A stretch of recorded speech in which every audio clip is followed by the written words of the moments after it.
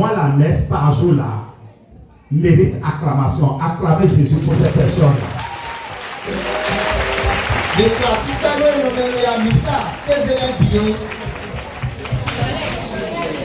Quand vous allez à la messe, parfois vous priez pour l'équipe, la pastorale aussi. Priez pour nous. C'est une bonne chose que vous faites. Mais, mais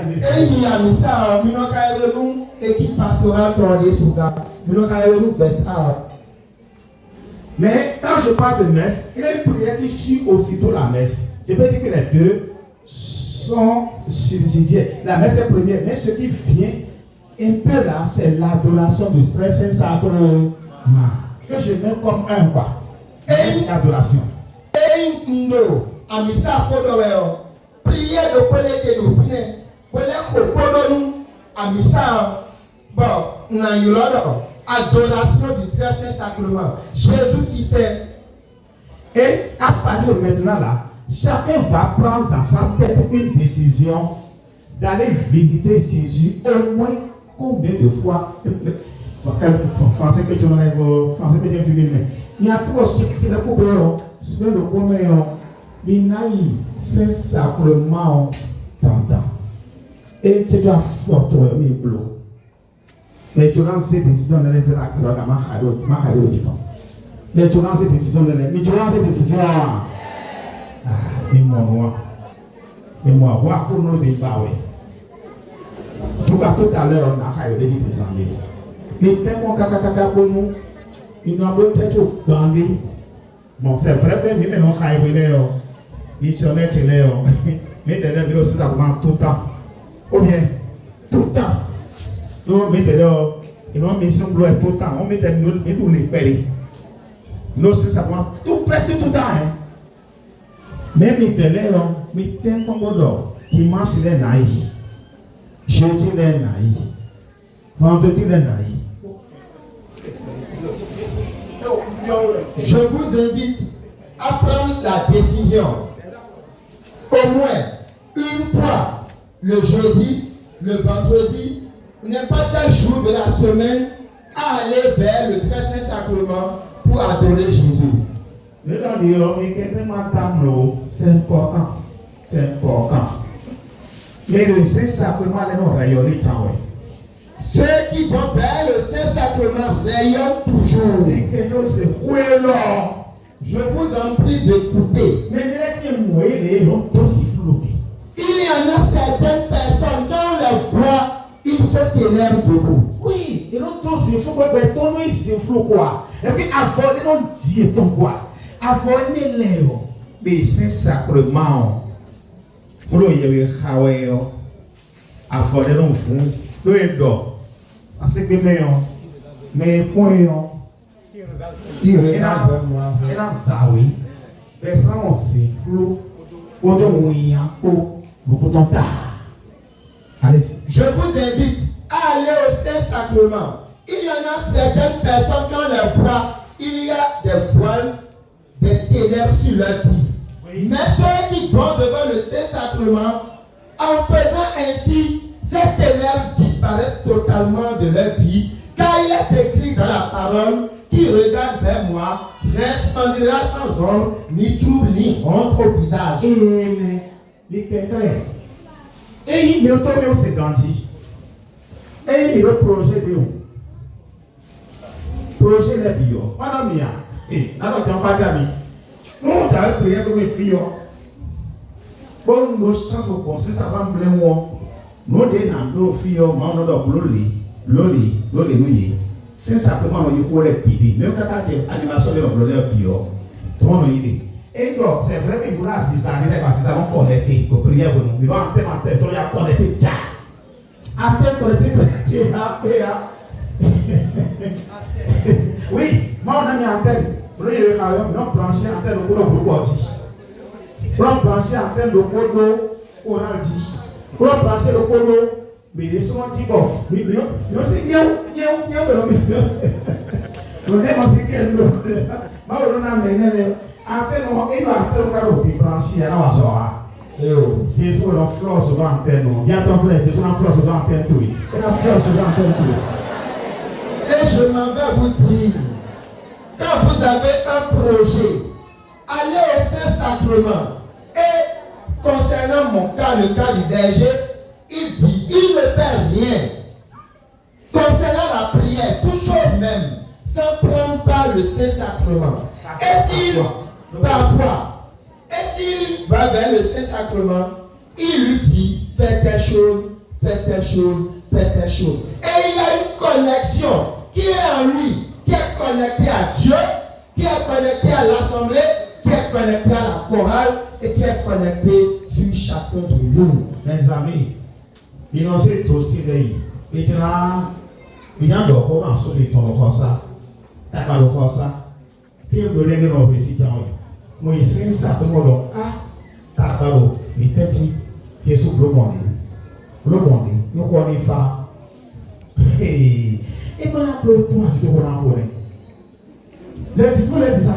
Si vous avez un problème à la maison, mais un mari et épouse, et que trois femmes, toi homme, tu vas vers le Saint-Sacrement pour présenter la situation, pour demander la réconciliation et la paix dans ton foyer.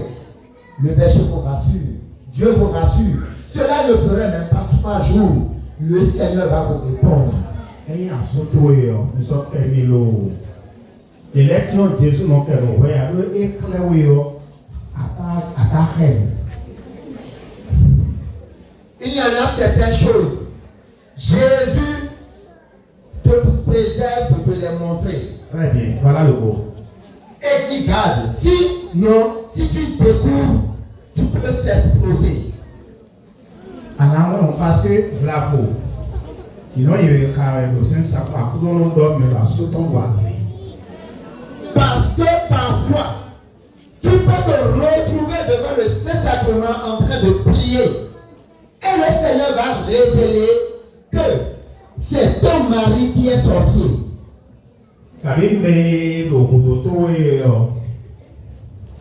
Mais toi que dans l'UFO. Ou peut-être celui qui est derrière toi là, c'est la personne qui veut voler, arracher ton étoile. Mais c'est pas non. Nous savons Marie. Plein de grâce, le Seigneur est avec vous. Vous êtes bénis en toutes les femmes. Et Jésus, le fruit de vos entrailles, est béni. Sainte Marie, Mère de Dieu, priez pour nos pauvres pécheurs, maintenant et à l'heure de notre mort. Amen.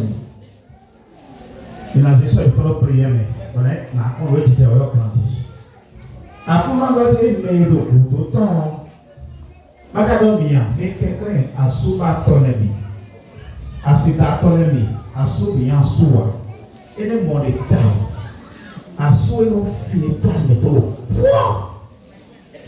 Et le fait par intérêt, et le fait par intérêt. Frères et sœurs, je vous en prie, vous qui êtes la tête de Marie, tête d'épouse, sachez une chose, il y en a ces hommes-là qui sont derrière vous et qui sont à la tête de vos étoiles, qui sont à la tête de ton étoile et qui sont là pour voler, pour te voler les étoiles que Dieu t'a données. C'est au Saint-Sacrement qu'on apprend ça. Christ, qu'est-ce que nous connaissons? Nous sommes pour les femmes de vous. Nous sommes pour les femmes. Makelo, le quoi bébé.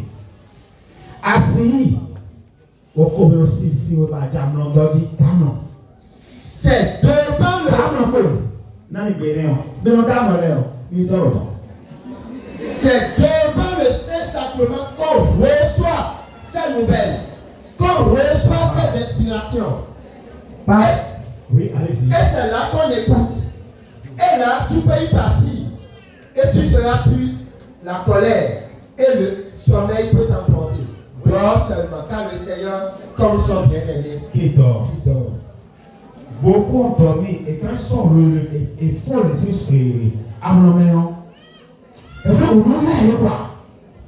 Là, pour le bon, au fait, mais au plus mais ils font, là, ils font trop le mot. Maintenant, et Jésus, quand même, quand il te dit, il Beaucoup ont dormi devant le Saint-Sacrement. Mais suite à leur réveil, ils ont trouvé un apaisement dans leur vie.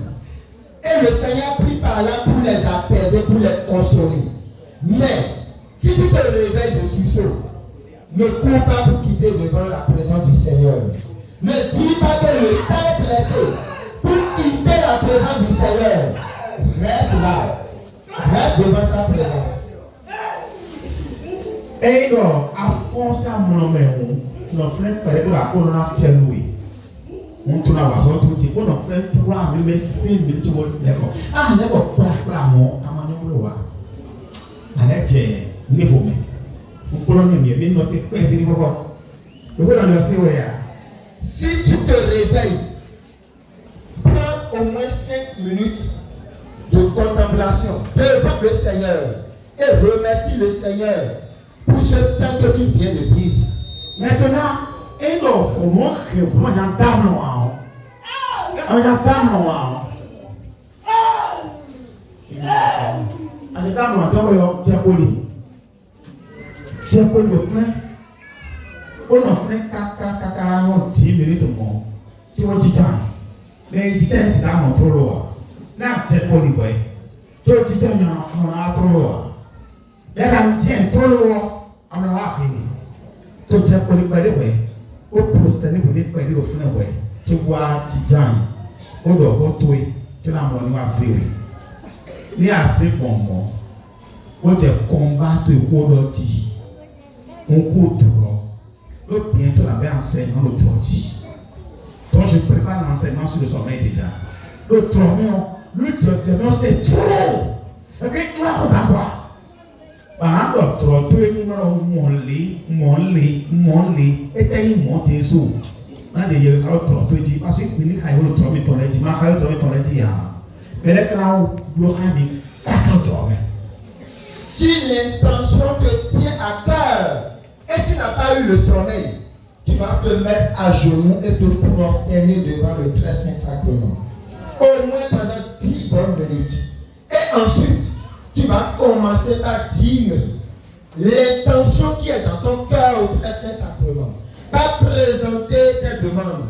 Et suite à cela, si c'est des rêves qui te tourmentent, si c'est des rêves, des mauvais rêves, ou n'importe quel rêve, tu vas en parler. Sinon, si tu n'en parles pas, si tu ne pries pas pour ces rêves-là, des choses graves peuvent advenir dans ta vie. Et tu ne t'en es pas. Et c'est simplement, et non vivre où tu es caca. Mais tu verras, mais si ça va, vous dire, et non vivre, et non vivre, et non c'est maintenant dans l'homme. Ni t'as tout bien dans l'homme. Et si c'est maintenant la con. Le nom de musique est l'homme.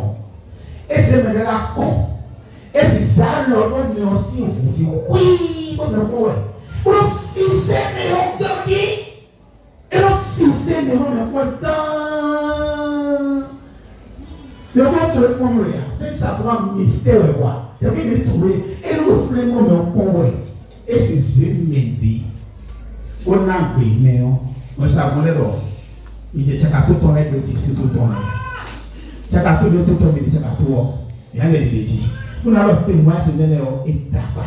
Mais tu me dis, ça va brûler. On a vu, on a fait quoi bon. Le candidat. Parfois, et non, on va te mourir. Parfois, chers frères et sœurs, quand vous allez au très saint sacrement, Jésus vous prend dans ses bras. Jésus est tellement content de vous, tellement heureux de vous voir, tellement merveilleux de vous voir. C'est ça. Et il vous comble de son amour. Et il vous prend dans ses bras. Il peut poser sa main sur ton cœur. Il peut poser sa main sur ton épaule. Il peut te blottir dans ses bras. Et pendant ce temps, toi tu peux ne pas t'en rendre compte. C'est une expérience très de haut niveau. Et pendant ce temps, Jésus fait beaucoup de choses dans ta vie. Et il va commencer par enlever les insomnies, tout ce qui est malaise dans ta vie, il va commencer par les résoudre. Les lections, non des alors, ma force suffit, on rend les nains pour Il y en a parfois, Jésus ne va pas enlever. Il te dira, ma force et ma grâce te suffisent. Mais quand on nous doit mais délai nous doit car il est soumis bon. Non, vraiment. Pour le milieu ferrois, vous avez tant de grâce, tant de force en vous. On va les besoins en fait à Tennessee. À tout à l'heure, tu vois. Fais-le ma carrière, on va te donner un fond. Dis Amen. Amen. Donc, regardez, ma onami. Le yasumé. Il y a ton frère. Ma onami, on va t'amener le yasumé. Ma onami, on va t'amener le yasumé. Dieu t'a donné beaucoup de puissance. Beaucoup de puissance, Dieu t'a donné. Reçois. Reçois maintenant. Reçois maintenant. Reçois maintenant.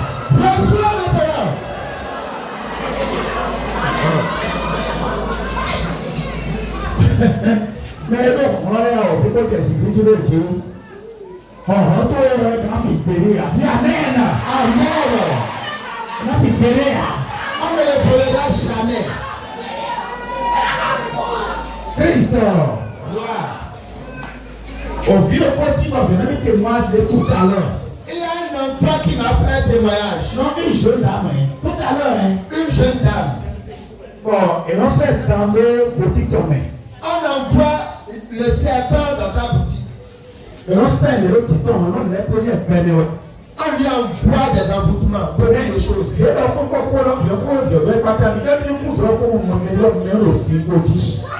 Et la personne dit, bonjour. Ah bon? Elle a fait un rêve. Elle a vu quelqu'un assis sur une chaise. Et la personne le menaçait en disant, c'est toi ce petit-là, qu'on ne peut pas. Toi ce tout petit qui est impossible pour eux de prendre. Parce que la fille là a une force. Et la force est en elle. Et c'est que la force que Dieu t'a donnée soit renouvelée au nom de Jésus. Amen. Attends, ça renouvelée au nom de Jésus. Renouvelée au nom de Jésus. Dis à ton frère, c'est une force que Dieu m'a donnée. Et c'est la force. Nous avons la bataille pour nous faire ça ce moment. Presque parce que préparer les noms de faire ça. Avec la non, nous l'avons fait nous. Et la souhaite au courant. Nous l'avons contacté pour nous pour le faire. Si le mari meurt, la femme se bat pour prendre soin de son mari. C'est moi. À des fois, à soi courant, à soi à ramon. Nous à soi il bête pour nous pour la citoyen. À ce que l'on contacte pour nous faire. Ce qui veut dire qu'on le donne et te passer on les a sauté en tir. Acclamez le Seigneur pour ça. Acclamez le Seigneur. Acclame le Seigneur. Acclame le Seigneur. Parce qu'il y a une force qui est sur la femme. Quand tu déposes sur elle, pour prendre soin de la famille, du foyer, à certaines circonstances. En remettant, mais quelqu'un va y remettant. Reçois ta force. Il le sait ça comment il est. Que son force de rendre la vie. Quand il va au Saint-Sacrement, Jésus renouvelle la force qui est en toi. C'est ça. Ni allez, c'est ça. Quand il y a ce mlati. Quand il y a ton mlati, à tout moment, on les élèves dans les fleurs, tu sais quoi. Quand tu vas au Saint-Sacrement, tu commences par célébrer l'Esprit Saint. Tu commences par glorifier le Père. Le Seigneur renouvelle la force qui est en toi. C'est seulement il le bon. Vous devez en avoir lié.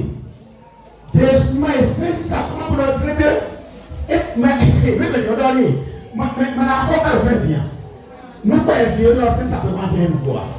Et donc les prédicateurs, nous n'avons pas mis les parfois, nous n'avons pas témoigné chez eux. Et c'est dit, nous pas vieux, je suis de même bois. N'allez pas au Saint-Sacrement et ayant l'intention et dire, ce petit truc-là, est-ce que Jésus est vraiment là? Jésus le voulait, mais tiens, votre petit vie, nous là. N'allez pas au Saint-Sacrement avec du doute dans votre cœur, en disant, Est-ce que Jésus est là? Et que le Seigneur entend de partout. C'est lui qui a cassé les politiques avec ça. Et oui, mais cassé le et donc, tu montres le côté. Oh, si là, c'est simplement, c'est ce que je dis à ton frère, le Saint-Sacrement c'est Jésus. Le Saint-Sacrement c'est Jésus. Le Saint-Sacrement c'est Jésus. Témoignage, bon. Il y a des choses qu'on a mis concis. Mais maintenant, on est d'accord. Le commerçant qui est débarqué, et il va mon Sinaï, et de mon Sinaï, tu vas passer, non? À qui perdre ma frère, à qui le diable est là-dedans. Au bout d'un moment, c'est moi, mon Sinaï, pour d'avoir une lobby, au lieu de bâche au frère. Au Saint-Sacrement exposé. Il y a un exercice à comment le frère, père à Gossou, mais de Wani. Et il va exposer Saint-Sacrement, il y a un oui, il y a un chef de gare. On peut faire le louange sur le Coran, l'adoration pour le moyen. Au plus tôt, on est dit Wako. Plus tôt, on est dit Goussi, 14 de Wako. Il n'y a plus de 15. On tourne les temps de 16 heures, et jusqu'à 15 heures, et 16 heures de Wako. Et tournant. Et on s'en est pour eux. Comme il t'en est dit, c'est le petit peu. Au bas, pas bon de dit. Et en ce moment-là, le Saint-Sacrement était exposé. Intervalle de 15 heures. Déjà vers 16 heures, les revenants sont venus avec leur rythme, leur tam-tam, et sont entrés dans la foule. Et pour disperser les gens. Pour faire la partage. Comment est-ce que je vais faire? Comment est-ce que je vais faire maintenant? Les gens, la Coran a commencé par retirer les quoi. Donc les gens vont retirer. Bon, je ne suis pas fier avec le Saint-Sacrement. Comment je vais faire? Je suis le chef de gars.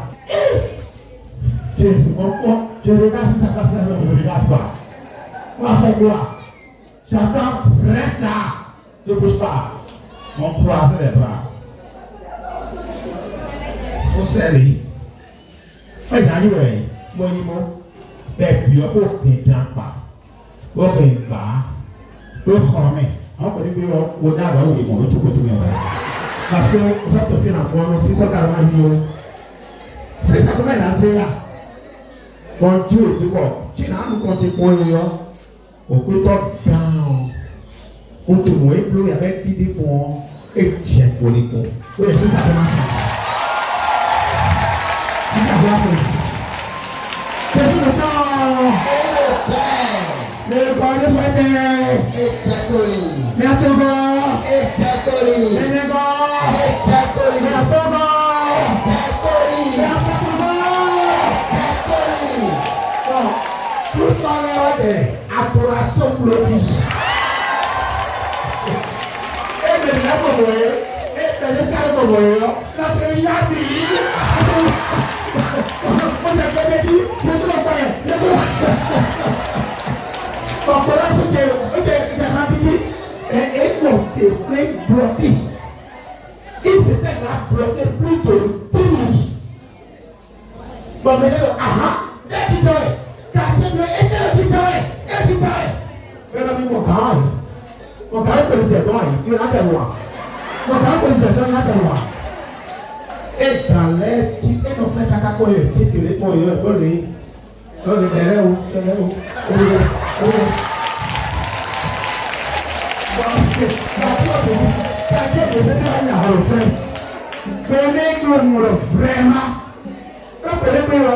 C'était fini pour moi. Jésus, et c'est Jésus. Bon, prenez le nom de toi qui s'allait des temps. Mais il y a des notés. Il a dit qu'il y a des notés. Avoir les notés. Bon, plutôt les dire, l'évaluation va, le conseil système. Comme ça, que tu vas faire.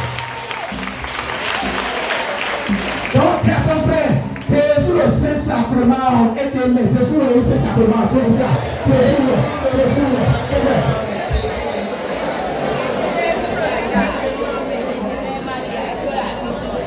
Voilà. Dans le témoignage, je vais t'expliquer rapidement. En ce cas-là, les commissions sont arrivés. Je suis parti de faire rien. Reste là de les regarder. Donc, je me suis là, mais j'avais peur. Et j'avais peur. Mais à quelques mètres de moi, j'ai commencé à reculer un peu. Quand je suis simplement. Le photo là-bas, et qui m'a regardé, m'a dépassé. Et j'entends le beau là-bas. Il est déjà là.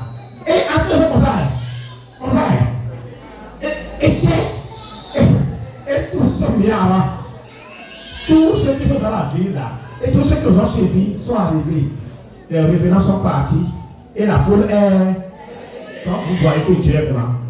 Je sais pas, c'est servi de ces revenants là pour m'amener encore à acclamer Jésus. Il faut acclamer Jésus. Je suis content. Donc, aller au Saint-Sacrement, il est là. Il faut, quand on a des grands projets là, aller là-bas. Ça là, c'est un. Encore, si vous avez des problèmes, écoutez bien mes amis. Ça fait un gros problème là. Après le Saint-Sacrement, il pardon, il a rosaire, dit le corps sans le corps pardon. Si vous avez un problème, un gros problème, quoi qu'en soit le problème, après le Saint-Sacrement, prenez votre rosaire, faites un le matin et le soir. Un le matin et un le soir. Un rosaire, ça combien de chapelets? 4. Il y a combien de chapelets? 4 chapelets. Il pleut le dépôt. Acéton. Et le lendemain. Et le lendemain. Alors qu'il t'aoué. Madame, il s'est fait le coup. C'est mal lendemain.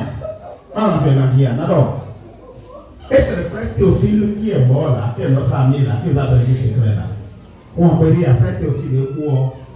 Il n'est pas très peu aussi, mais on est dans le secret.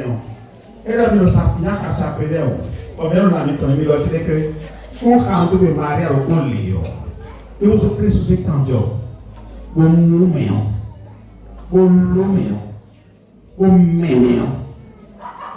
On nous met. Il est bien mort. Il est mort, mais nous, à Villawe, à Pomoué, Tiretoué, on peut nous d'ailleurs.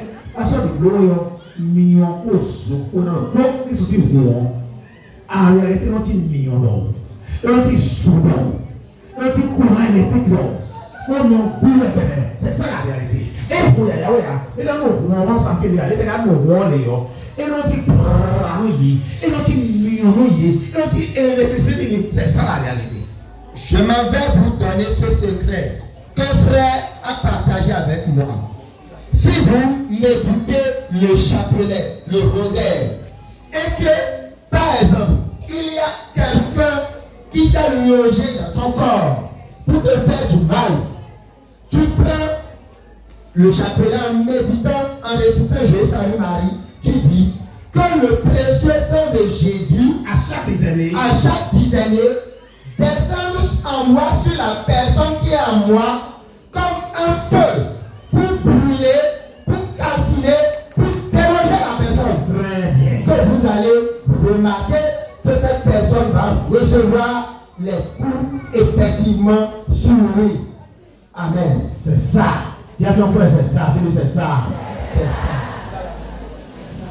Mais quand les gens viennent me voir, écoutez bien, je leur dis, est-ce que tu as fait le chapelet? La personne dit non. Je dis comment? Comment toi tu vas à ce niveau-là, à cet âge-là, ne pas connaître, remettre mes romans, mes soumons, un peu de rosaire bleu, un rosaire bleu, oui, prends rosaire bleu. Non, non, t'as mis c'est quand on l'a comme il y a un peu de rosaire dans la prière. Non, non, non, tu es marié à l'oiseau comme tu dis. Non, non, souvent marié à l'oiseau comme tu dis. Mais on grâce à toi, tu es sur l'eau. Mais le plus mariage, elles sont en continu, ton bébé. Quand tu rosaire bleu, à ton chapelet, d'abord on a un chapelet. Non, non, rosaire. Rosaire est chapelet de cours pour la vie. Amen. Pour un mystère médité. À la fois, oui. Ne atɛyi foni na ɔmɔ ndeebuɔ ne atɛyi foni na ɔmɔ ndeebuɔ anakplɔ tí a tɔ filɛ ne atɛyi foni na ndeebuɔ anato dɛmɔ ne esi. Si tu es paresseux, quoi qu'en soit, tu dois apprendre. Ɔdi jɛnɛ ya Non.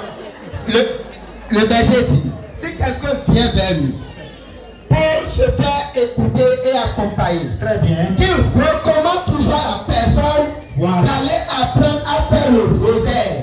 D'abord, il lui pose la question, est-ce que tu médites le rosaire? Est-ce que tu médites le chapelet? Si la personne dit non, il dit toi avec ton niveau, tel que tu es là, et tu ne sais pas méditer, tu ne sais pas faire le rosaire ni le chapelet, va apprendre à faire le chapelet et le rosaire avant de revenir me voir. Parce que c'est la Vierge Marie qui fait tout par moi. Et Christ, il est aussi, mais le berger va n'amener l'air, il n'a qu'à aller de l'autre. Et là, on continue, quand on a un rosaire pour attirer un non bloc examen humain. Écoutez très bien. Non, ministère dans les carrés, avancez. Non, il faut jouer. Non, ministère, douloureux, à ton grand côté, alors. Mais le berger, non, non, voilà un moment, il est au camp. Voilà un moment, à camp. Au prier, mais notre Seigneur, à la seconde, il y a le bleu, écoutez bien, la prière n'est pas que nous, mais le bleu, voilà, c'est forcément, parce que là, il est bloqué, oui. Vous savez, vous pouvez le Seigneur, à nous, il faut parler. Le soir, pour le ministère de Tane. Voilà, c'est fort, le soir, on a été là dans le petit. Parce que vous avez des relations, vous recevez ton lieu, c'est pas vrai. Voilà, vous allez. Donc, il m'a adapté par rapport à ces besoins. Mais c'est dire, diable, vous asseyez, dites-le asseyez.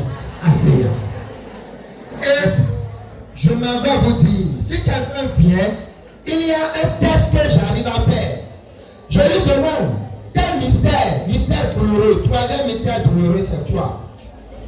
Et si la personne échoue, là, il doit aller, il dit à berger, pour apprendre, pour le faire, je prends d'abord un document, un livret de prière, pour pouvoir y réciter. Le berger dit non, tu dois connaître et comprendre et savoir le dire et le faire toi-même.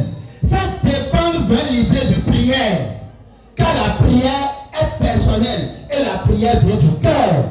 Et en méditant, tu dois mettre tes propres intentions et tes propres pensées dedans pour le dire. Amen. Merci, mais quel très beau boulot.